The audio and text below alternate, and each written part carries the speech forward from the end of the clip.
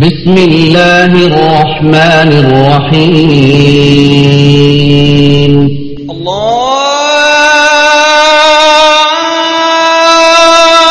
Akbar Allah Akbar.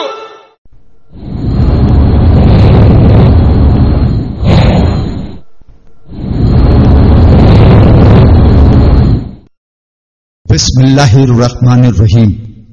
Kolkata Al-Huda Educational and Welfare Society is basically an educational and welfare society which is running smoothly to achieve its goals.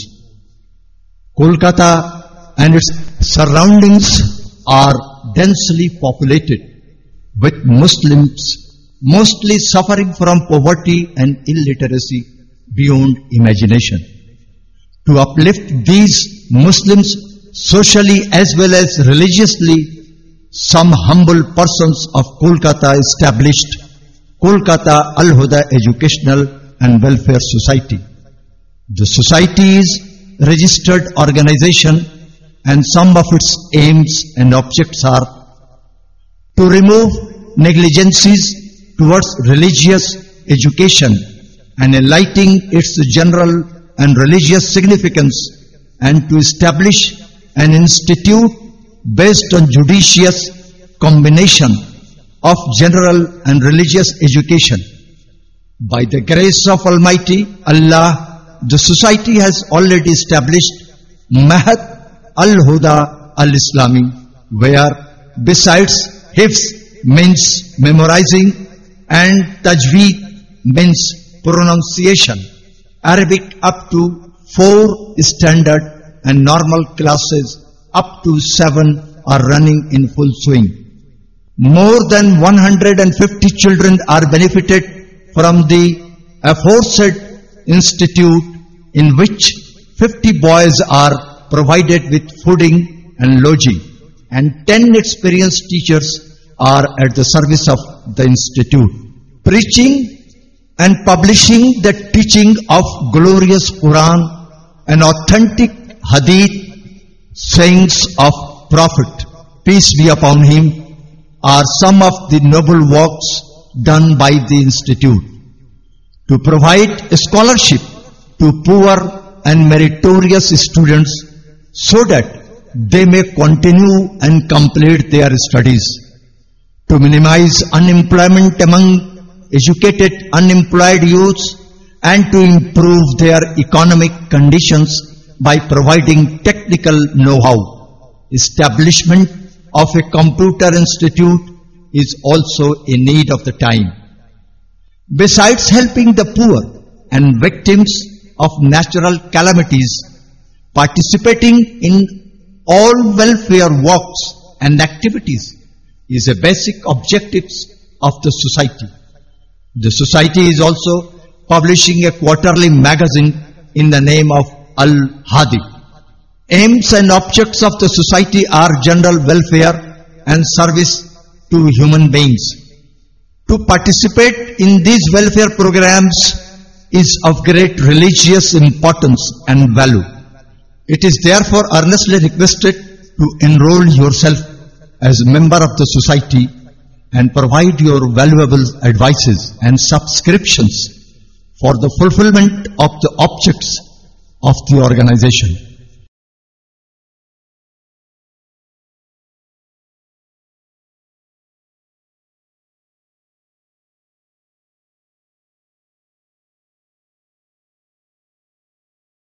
مسلمانان اور باشندگان کلکتہ کی یہ عظیم خوش نصیبی ہے کہ بفضل اللہ رب العالمین نے یہ موقع عنایت فرمایا کہ جن کے دیدار کے لیے اور جن سے استفادہ کے لیے پورا شہر مشتاق تھا، وہ دن اپنے پورے آب و تاب کے ساتھ جلوہ افروز ہو چکا ہے، اور الحمدللہ دین حق کانفرنس کی پرونق بزم انتہائی پروقار اور بے انتہا سنجیدہ ماحول سے گزر رہی ہے.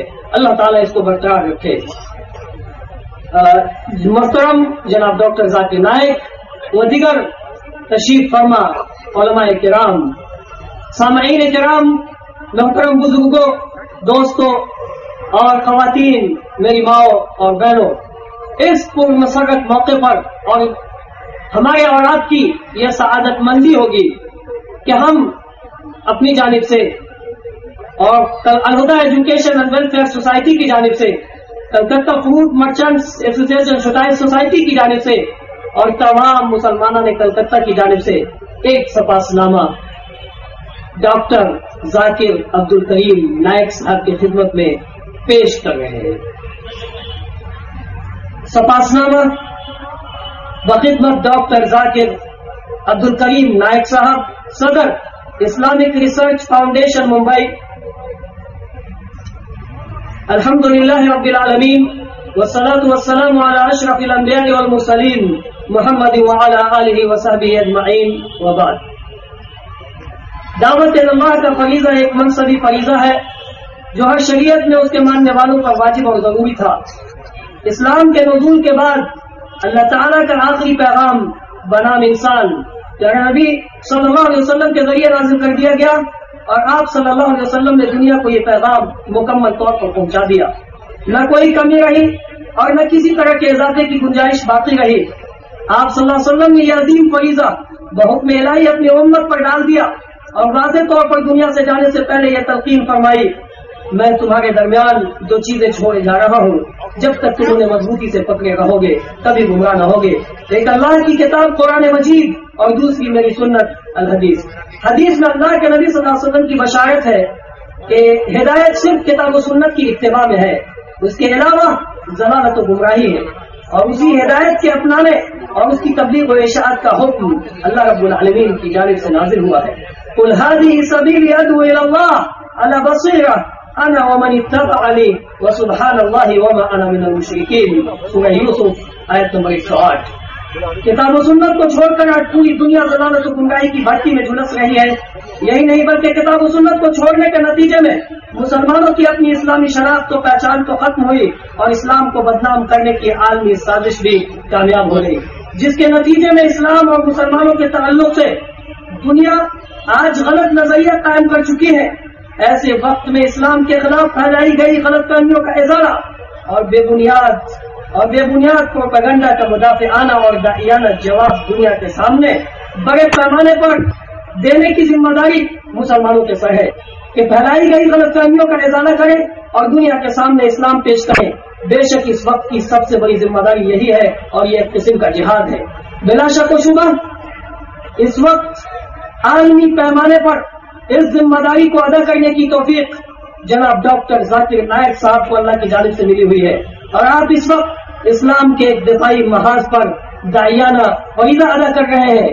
اللہ آپ کے علم میں برکت دے اور کتاب و سنت کی مکمل روح ڈال دے اور آپ کی حیات لمبی کرے کہ یہ اہم فریضہ ادا ہوتا رہے، آمین۔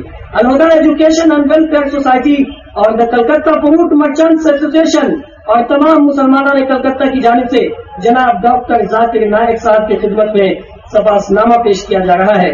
ہم سب آپ کے مشکور و ممنون ہیں کہ آپ نے ہماری دعوت کو قبول فرمایا اور یہ حق کانفرنس منعقدہ موقع 5-6 مارچ 2005 مطابق 23-24 محرم الحرام 1426 ہجری کلکتہ میں تشریف لائے اور اپنے علم سے مسلم و غیر مسلم کو فیضیاب فرمایا۔ جزا اللہ خیر الجزا ووفقہ لكل خیر ما يحبه ويرضاه وصلی اللہ علی نبینا محمد وعلی آلہ وصحبہ اجمعین۔ پیشکش Zaki Ahmad Mohammad Abuzar Al-Salafi, Kolkata Al-Huda education and welfare Society, the Calcutta fruit merchants Association. میں گزارش کروں گا صدر کلکتہ فروٹ مرچنٹ ایسوسیشن اور سیکریٹری جناب افتخار عالم صاحب سے اور صدر جناب محمد سوراب صاحب سے کہ وہ آئیں اور یہ سپاسنامہ ڈاکٹر صاحب کے حوالے کریں۔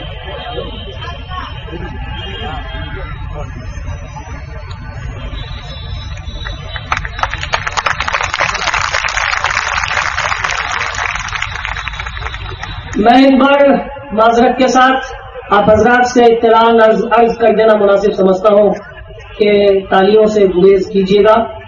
اللہ کے رسول صلی اللہ علیہ وسلم نے فرمایا تصدیق للنساء کہ جب نماز میں بھول اگر ہو جاتی ہے تو عورتیں تالی بجا کر کے امام کو متنبہ کرتی ہیں۔ یہ ہماری تہذیب میں سے نہیں ہے، جزاکم اللہ خیرہ۔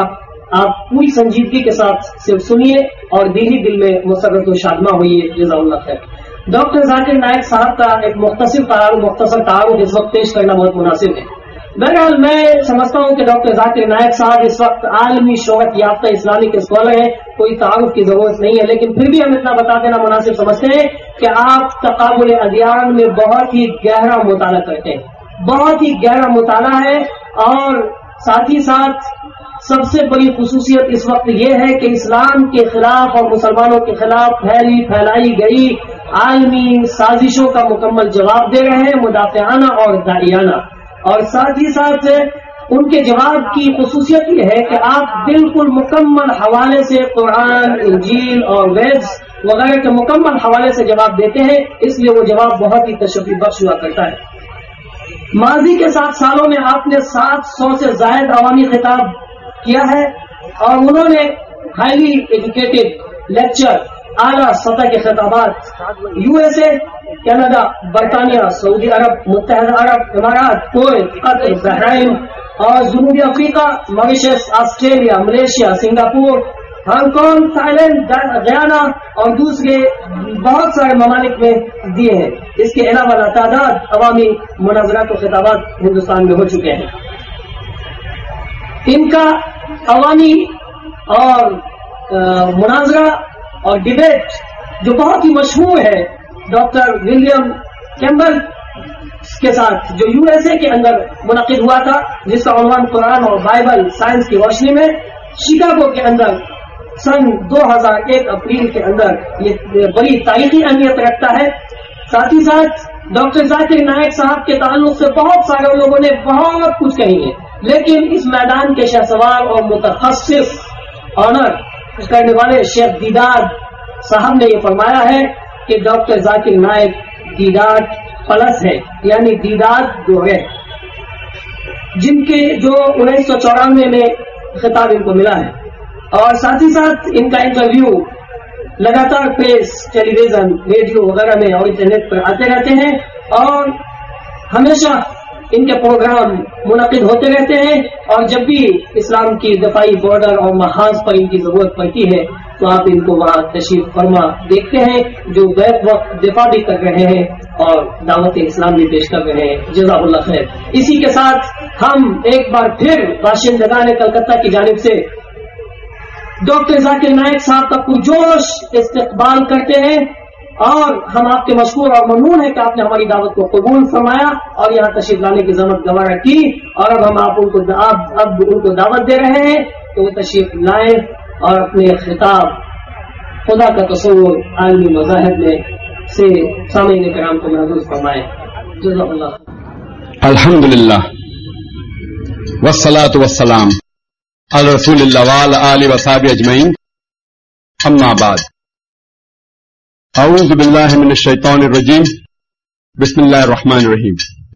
قل یا اہل الکتاب تعالوا الی کلمۃ سواء بین بینکم الا نعبد الا اللہ ولا نشرک بہ شیئا ولا يتخذ بعضنا بعضا اربابا من دون اللہ فان تولوا فقولوا اشهدوا بأننا مسلمون. رب اشرح لي صدری ويسر لي امری واحلل عقدۃ من لسانی یفقهوا قولی. اسٹیج پہ بیٹھے ہوئے علماء اکرام, میرے محترم بزرگوں اور میرے عزیز بھائیوں اور بہنوں, السلام علیکم ورحمۃ اللہ وبرکاتہ.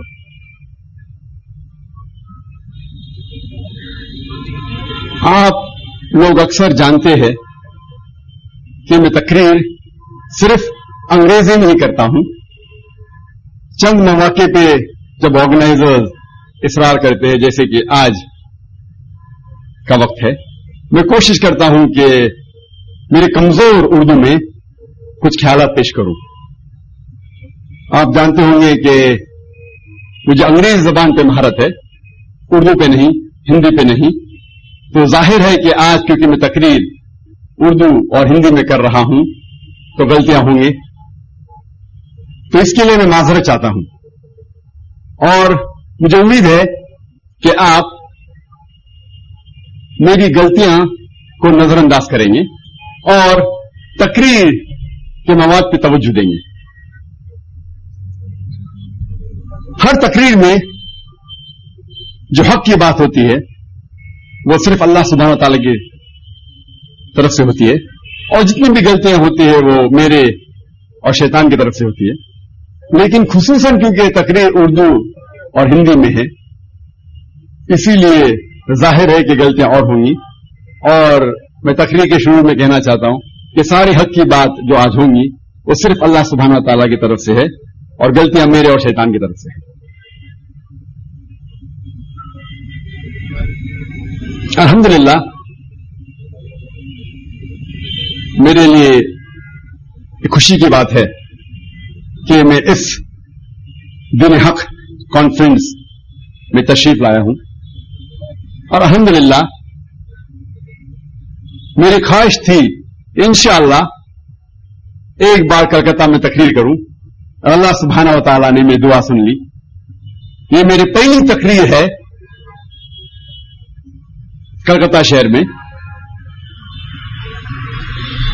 اور کلکتہ میں کافی بار پہلے آ چکا ہوں، لیکن تقریر میری پہلی ہے، اور اس تقریر کا موضوع ہے خدا کا تصور مختلف مذاہب میں، خدا کا تصور عالمی مذاہب میں۔ آکسفورڈ ڈکشنری کہتی ہے کہ religion is a belief in a superhuman controlling power, a personal god or gods that deserve worship and obedience. Oxford dictionary کہتی ہے کہ مذاہب کے معنی ہے جب کوئی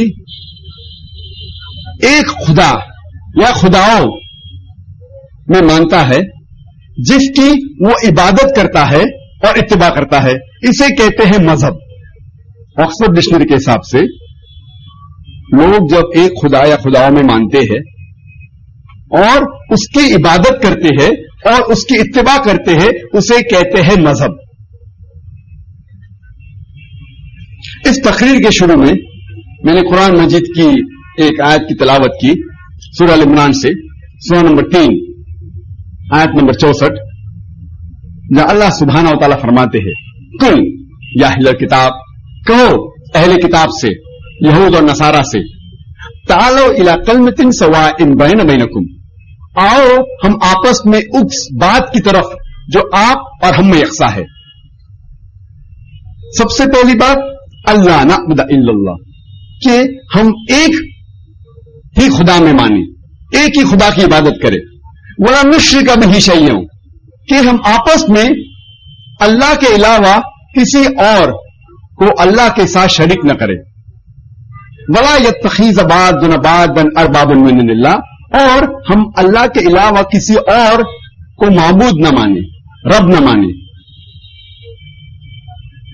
فَإِن تَوَلَّوْا، اور اگر وہ نہ مانے، فَقُولُوا اشْهَدُوا بِأَنَّا مُسْلِمُونَ، ہم کم از کم شہادت دیتے ہیں کہ ہم مسلم ہیں، ہم مسلمان ہیں، ہماری ساری خواہشیں ہم اللہ سبحانہ و تعالی کے مطابق پنے چھاور کرتے ہیں۔ یہ آیت قرآن مجید کی سورہ ال عمران سورہ نمبر 3 آیت نمبر 64 میرے حساب سے دعوتی میدان میں ایک بہت اہم آیت ہے۔ میرے حساب سے یہ ماسٹر کی ہے، ماسٹر کی یعنی وہ چابی جو سارے تالوں کو کھولتی ہے دعوتی میدان میں۔ اس میں اللہ تعالیٰ فرماتے تعالوا الی کلمۃ سواء بین بینکم، آؤ ہم اس بات کی طرف جو آپ اور ہم میں یکساں ہے۔ سب سے پہلی بات اللہ نعبد الا اللہ، کہ ہم ایک ہی خدا کی عبادت کریں۔ ایک چیز جو یکساں ہے سارے مذاہب میں وہ یہ ہے کہ ہر مذہب کے ماننے والے یہ سمجھتے ہیں کہ جس خدا کی وہ عبادت کرتے ہیں وہ خدا صرف ان لوگوں کے لیے نہیں لیکن سب کے لیے ہے۔ مثال کے طور پہ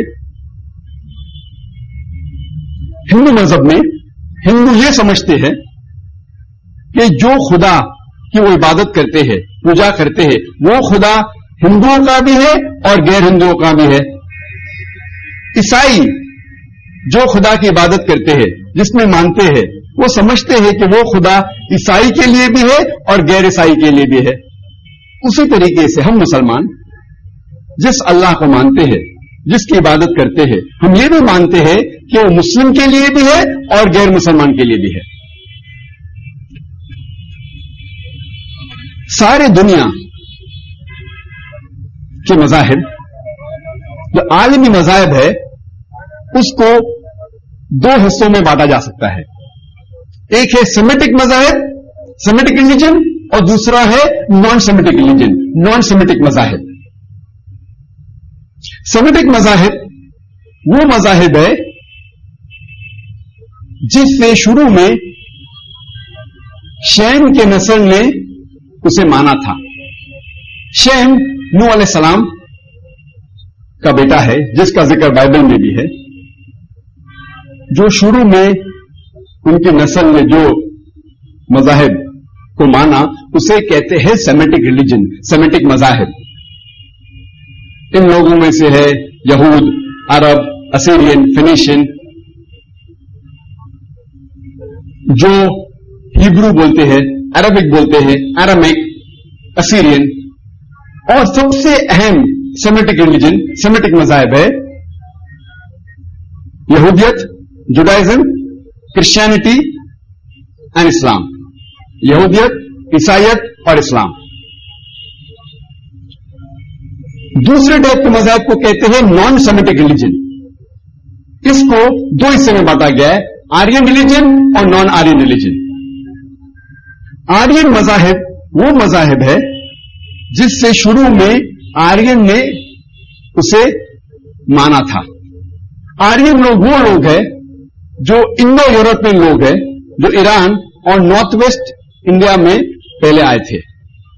آرین ریلیجن کو فردر بانٹا گیا ہے ویدک اینڈ نان ویدک مذاہب. ویدک مذاہب، ویدک مذہب وہ مذہب ہے جو وید میں مانتا ہے، جس کا نام ہے برہمنزم، جسے آج کی تاریخ میں ہم ہندوازم بھی کہتے ہیں، ہندو مذہب. نان ویدک مذہب میں ہے سکھزم، پارسیزم ایٹسٹرا.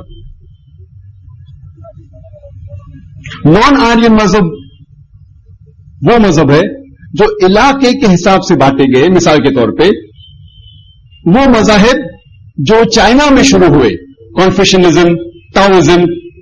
وہ مذاہب جو جاپان میں شروع ہوئے، شنٹوئزم. لیکن اکثر یہ نان آرین مذاہب، ان میں خدا کا تصور نہیں ہے، اسی لیے اسے مذاہب نہیں کہتے، ریلیجن نہیں کہتے، اسے کہتے ہیں ایتھیکل سسٹم. تو آج کی تقریر میں خصوصاً میں آرین اور سیمیٹک ریلیجن کے بارے میں تقریر کروں گا. اور جب بھی آپ اگر خدا کا تصور جاننا چاہتے ہیں کوئی بھی مذاہب میں، یہ صحیح نہیں ہے کہ آپ ان مذاہب کے لوگوں کو دیکھنے کے بعد خدا کا تصور کریں، کیونکہ اکثر خود مذہب کے ماننے والے یہ نہیں جانتے ان کے مذہب میں خدا کا صحیح تصور کیا ہے. تو سب سے بہترین طریقہ، سب سے اچھا طریقہ کوئی بھی مذہب میں خدا کے بارے میں جاننے کے لیے وہ ہے کہ اس مذہب کی کتاب میں خدا کے بارے میں کیا لکھا ہے اس کی تحقیق کرے. سب سے بہترین اور اچھا طریقہ کوئی بھی مذہب کے خدا کو جاننے کے لیے وہ ہے کہ اس مذہب کی کتاب میں خدا کے بارے میں کیا لکھا ہے اس کی تحقیق کرے، اور پھر ہم سمجھیں گے اس مذہب میں خدا کا تصور کیا ہے.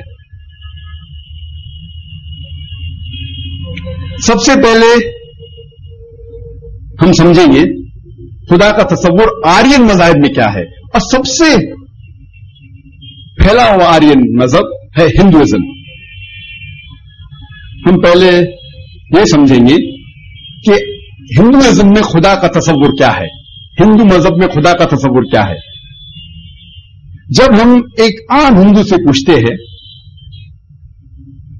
کہ آپ کے مذہب میں کتنے خدا ہے، تو کچھ ہندو کہیں گے ہمارے مذہب میں 3 خدا ہے، کچھ میں 10. कुछ कहेंगे 100, कुछ कहेंगे 1000, और कुछ हिंदू कहेंगे 33 करोड़, 330 मिलियन, 33 करोड़। लेकिन जब हम ये सवाल कोई ऐसे हिंदू से पूछते हैं जिसको अपने मजहब का इल्म है, जो हिंदुइज्म का इल्म रखता है, तो वो हिंदू कहेगा कि हिंदू मजहब में हमें सिर्फ एक खुदा को मानना चाहिए और सिर्फ एक खुदा की इबादत करना चाहिए। लेकिन आम हिंदू एक फिलॉसफी में मानते हैं जिसे कहते हैं पैंथीइज्म। पैंथीइज्म के मानी है कि सब कुछ खुदा है। झाड़ खुदा है, चांद खुदा है, सूरज खुदा है, इंसान खुदा है, सांप खुदा है, सब कुछ खुदा है। हम मुसलमान ये मानते हैं कि सब कुछ खुदा का है। झाड़ खुदा का है, चांद खुदा का है, सूरज खुदा का है, इंसान खुदा का है, सांप खुदा का है। जो अहम फर्क आम हिंदू और मुसलमान में है कि आम हिंदू कहता है सब कुछ खुदा है, हम मुसलमान कहते हैं सब कुछ खुदा का है। अहम फर्क है का। अगर ये का के फर्क को हम मिटा ले तो हिंदू और मुस्लिम एक हो जाएंगे। किस तरीके से इस का के फर्क को मिटाना चाहिए? अल्लाह ताला फरमाते सूरह अल इमरान में, सूरह नंबर 3 आयत नंबर 64 में, तालो इला कलमतिन सवाइन बैना बैनकुम, आओ हम उस बात की तरफ जो आप और हम में यकसा है। सबसे पहली बात अल्लाह नअबुद इल्लल्लाह, कि हम एक खुदा की इबादत करें। हम अभी समझने की कोशिश करेंगे हिंदू मजहब में खुदा का तसव्वुर क्या है, हिंदू मजहब की किताब की तहकीक करके। जब हम हिंदू मजहब की किताबें पढ़ते हैं उसमें लिखा हुआ है छंदोग्य उपनिषद में अध्याय number 6 section number 2 shloka number 1 में एकम एविदित्यम, ये संस्कृत श्लोक है जिसके मानी है भगवान एक ही है, दूसरा नहीं है। श्वेता स्वतारा उपनिषद में लिखा हुआ है अध्याय नंबर 6 श्लोका नंबर 19 में नाचा से कसिज जनिता न चदीपा, ये भी संस्कृत श्लोक है जिसके मानी है कि उस भगवान का ना कोई बाप है ना कोई मां है, कोई वालिदैन नहीं है, ना ही कोई परवरदिगार है। श्वेता उपनिषद में लिखा हुआ है कि उस भगवान का ना ही कोई बाप है ना कोई मां है, ना वालिद है ना वालदा है, कोई वालिदैन नहीं है, ना ही कोई परवरदिगार है। लिखा हुआ है श्वेता सतारा उपनिषद में अध्याय नंबर 4 श्लोका नंबर 19 में न तस्य प्रतिमा अस्ति, उस भगवान का, उस खुदा का कोई भी प्रतिमा नहीं है, कोई भी आकार नहीं है। वो भगवान, वो खुदा, उसका कोई आकार नहीं, कोई भी प्रतिमा नहीं है। जब हम भगवत गीता पढ़ते हैं, भगवत गीता हिंदू मजहब की सबसे ज्यादा पढ़ी जाने वाली किताब है। इसमें लिखा हुआ है अध्याय नंबर 7 श्लोका नंबर 20 में all those whose intelligence has been stolen by material desires they worship demigods, वो लोग जिनकी बुद्धि पैसे की तरफ भागती है, मटेरियलिस्टिक है, वो लोग डेमी गॉड की पूजा करते हैं, गलत खुदा की पूजा करते हैं। और एक भगवत गीता के तर्जुमा में लिखा हुआ है कि जो लोग की बुद्धि पैसे की तरफ भागती है वो लोग बुत परस्ती करते हैं। जब हम पढ़ते हैं भगवत गीता अध्याय नंबर 10 श्लोका नंबर 3 में लिखा है कि वो भगवान पैदा ही नहीं हुआ, वो भगवान इमॉर्टल है, अमर है, और वो सारी कायनात का मालिक है। हिंदू मजहब की किताबों में सबसे अहम किताब है वेद। جب ہم وید پڑھتے ہیں اس میں لکھا ہوا ہے یجروید ادھیائے نمبر 32 شلوکا نمبر 3 میں نہ تسیہ پرتما استی، اس بھگوان کا کوئی پرتیما نہیں ہے، اس بھگوان کا کوئی بھی عکس نہیں ہے، اس بھگوان کا کوئی بھی آکار نہیں ہے۔ یجروید میں لکھا ہوا ہے ادھیائے نمبر 40 شلوکا نمبر 8 میں کہ اس بھگوان کا کوئی امیج نہیں، امیج لیس عکس نہیں ہے، وہ پاک ہے۔ اور آگے جب ہم پڑھتے ہیں یجروید ادھیائے نمبر 40 شلوکا نمبر 9 میں لکھا ہے اندھاتم بھوشنتی یا اسمبھوتی اپاستے۔ یہ سنسکرت شلوک ہے جس کی معنی ہے اندھاتم بھوشنتی، اندھکار میں پرویش ہو رہے ہیں، داخل ہو رہے ہیں وہ لوگ اندھاتم بھوشنتی یا اسمبھوتی اپاستے، جو لوگ سمبھوتی کی پوجا کرتے ہیں۔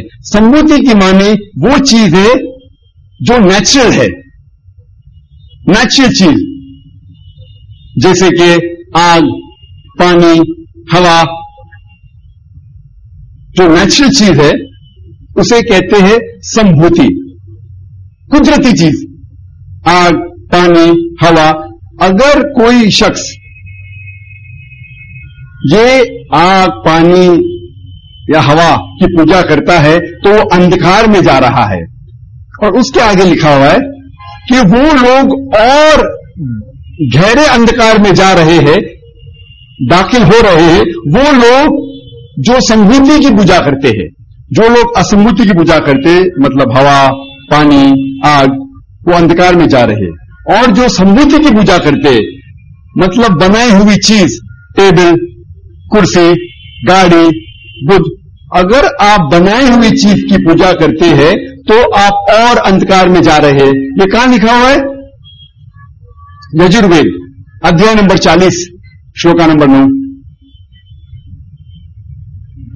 جب ہم پڑھتے ہیں اتھروا وید کتاب نمبر 20 ادھیائے نمبر 58 شلوک نمبر 3 میں لکھا ہوا ہے دیو مہا اوسی، دیو مہا اسی، مطلب وہ خدا بہت بڑا ہے۔ اور سارے ویدوں میں سے سب سے اہم اور سب سے اونچا وید ہے رگ وید۔ جب ہم رگ وید پڑھتے ہیں اس میں لکھا ہوا ہے کتاب نمبر 1 ادھیائے نمبر 164 شلوکا نمبر 46، اس میں لکھا ہوا ہے ایک کنست وپربہودا ودانتے، ایک کنست وپربہودا ودانتے، جس کے معنی ہے ستیہ ایک ہے، حق ایک ہے، خدا ایک ہے۔ اور سنت لوگ اس خدا کو مختلف ناموں سے پکارتے ہیں۔ تو وید میں لکھا ہوا ہے کہ خدا ایک ہے اور سنت لوگ، عالموں، علماء اس خدا کو مختلف نام سے پکارتے ہیں۔ اور یہ دہرایا گیا ہے رگ وید میں کتاب نمبر 10 ادھیائے نمبر 114 شلوکا نمبر 5۔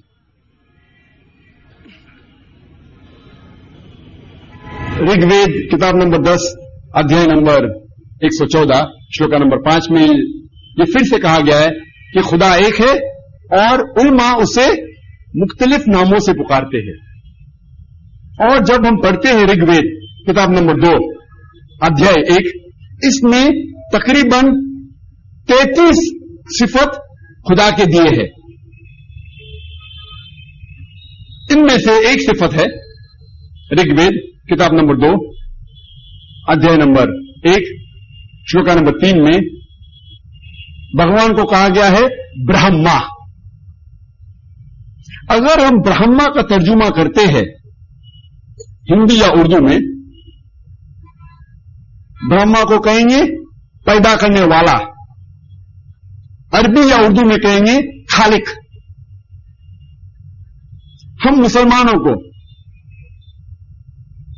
کوئی بھی شکوہ نہیں ہے اگر کون کہتا ہے کہ خدا برہما ہے یا بنانے والا، پیدا کرنے والا ہے یا خالق ہے، لیکن اگر کوئی شخص کہتا ہے کہ ब्रह्मा वो खुदा है और उसे एक आकार देता है और कहता है ब्रह्मा वो खुदा है जिसके 4 सिर है और हर सिर पे एक मुकुट है, तो हम मुसलमान एतराज करते हैं।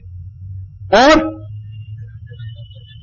आप हिंदू मजहब की किताब श्वेता सितारा उपनिषद अध्याय नंबर 4 श्लोका नंबर 19, जिसमें कहा गया है न तस्य प्रतिमा अस्ति, उस भगवान जैसा कोई भी नहीं है, आप उसके खिलाफ जा रहे हैं। एक और एक सिफत जो ऋग्वेद में है किताब नंबर 2 अध्याय नंबर 1 श्लोका नंबर 3 में, वो है विष्णु। अगर विष्णु का हम तर्जुमा करते हैं हिंदी में, उसे कहते हैं पालने वाला, उर्दू या अरबी में कहेंगे रब। हम मुसलमानों को कोई शिकवा नहीं अगर कोई कहता है कि खुदा विष्णु है या पालने वाला है या रब है, लेकिन अगर कोई शख्स विष्णु को अक्स देता है, प्रतिका देता है, इमेज देता है और कहता है कि विष्णु के 4 हाथ है और एक हाथ के अंदर चक्रा है और दूसरे हाथ के अंदर कौंच है जिसे बजाया जाता है, और वो पानी पे जा रहा है सांप के ऊपर या हवा में उड़ रहा है एक परिंदा जिसका नाम है गरुड़ा, तो हम मुसलमान उसके ऊपर ऑब्जेक्शन लेते हैं, एतराज लेते हैं। और आप हिंदू मजहब की किताब यजुर्वेद अध्याय 32 श्लोका नंबर 3 न तस्य प्रतिमा अस्ति, उस भगवान उस खुदा का कोई अक्स नहीं, उसके खिलाफ जा रहे हैं। जब हम पढ़ते हैं ऋग्वेद किताब नंबर 8 अध्याय 1 श्लोका 1, उसमें लिखा हुआ है मां चिदनदी संसद, सिर्फ उस एक भगवान की इबादत करो। ऋग्वेद किताब नंबर 6 अध्याय नंबर 46 श्लोका नंबर 16 में लिखा है या एक इतमुष्टि ही, सिर्फ एक भगवान की इबादत करो, सिर्फ उसकी पूजा करो, सिर्फ उसकी प्रशंसा करो, सिर्फ उसकी तारीफ करो। और जो ब्रह्मा सूत्र है हिंदुइज्म का, हिंदू मजहब का ब्रह्मा सूत्र है एकदम